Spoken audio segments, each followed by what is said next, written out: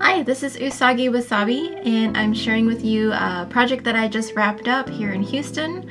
I just finished a mural for a mural festival called Big Walls, Big Dreams, and it was a pretty large festival. There were lots of artists from all around the world that came here, and we were just given different spots around Houston and pretty much given creative liberty to do whatever we wanted. So it was a really exciting project for that reason.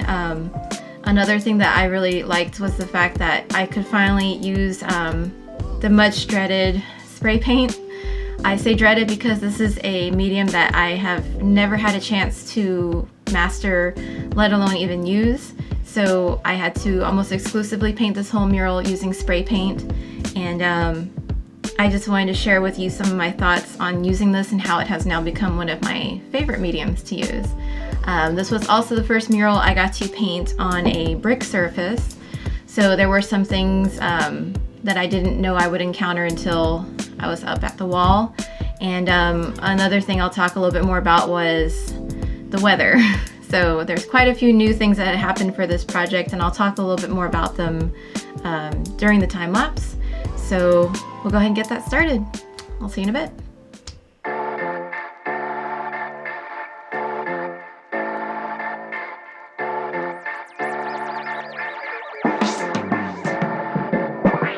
So just a little bit more background about this project.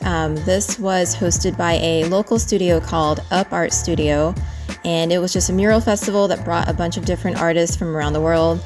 We were given different chunks of walls around Houston. Mine was at the Salvation Army Rehab Center. They have a brick wall that is a perimeter towards the back, and it was sectioned off in right pretty much where the seams are on the wall, so made it super easy for us to figure out where we needed to be. And I've never worked right next to artists like this before, where I got to see how everyone's work went up, so that was pretty neat.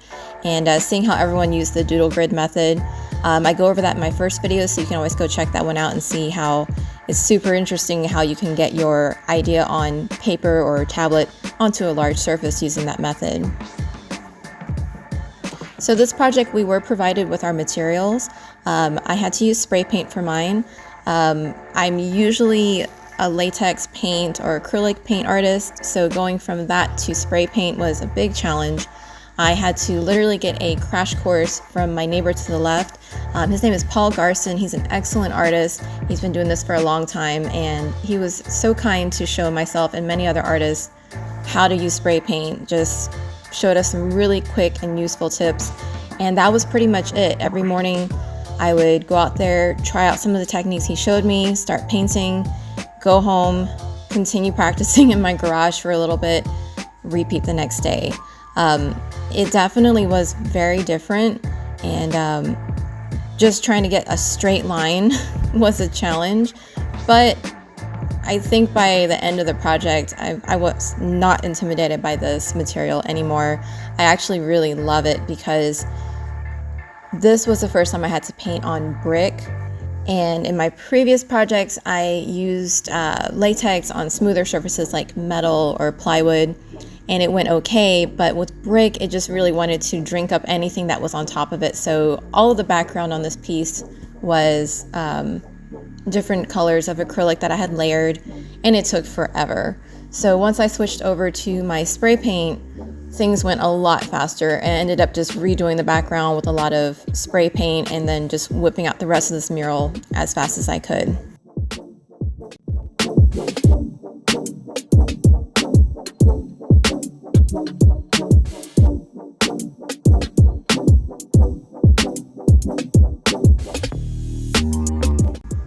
Of course, towards the end of the mural, I switched back to hand painting some of those details, which I'm sure with more practice, there is a way that I could have done that with spray paint, but I had to go old school this time and just fill in all his fur with my acrylic paints. Another challenge I found during this project was, if you live in Houston, you know we have bipolar weather. So this project spanned 2 weeks.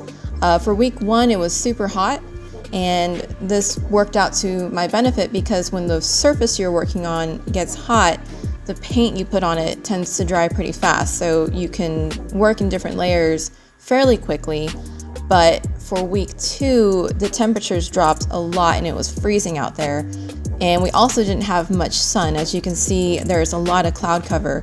So the wall was very cold, and I found out that spray paint does not like cold surfaces. The paint kept running and dripping even if I worked in thin layers. So I had to drastically slow down my process during week 2. But it worked out because I did most of the work during the first week, so I was very lucky to have that warmer temperature in the beginning. But I had no clue that that would happen, so another lesson that I learned.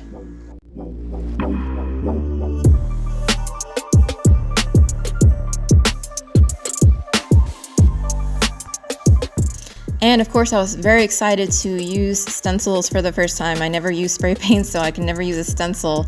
And I made my own little Usagi Wasabi one, and then I was provided the other ones by the studio. So it was very exciting to get those up. And I'll peel those back, and then we'll get some of those delicious finishing shots of this mural.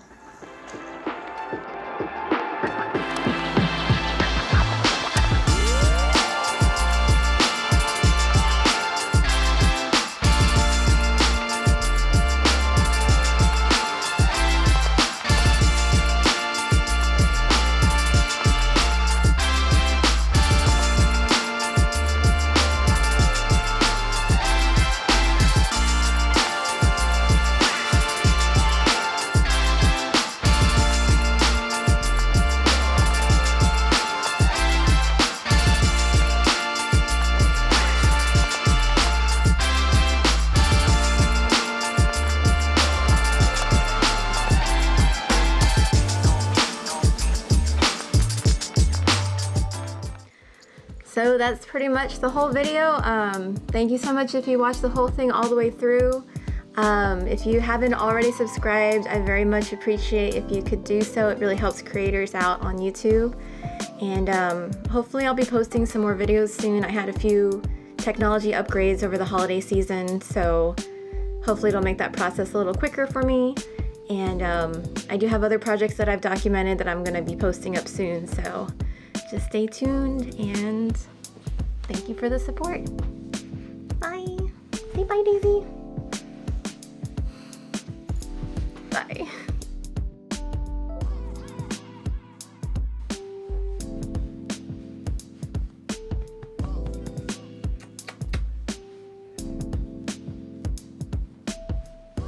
What's that? Was that you? Was that you? Growling. That came out of you? What's that?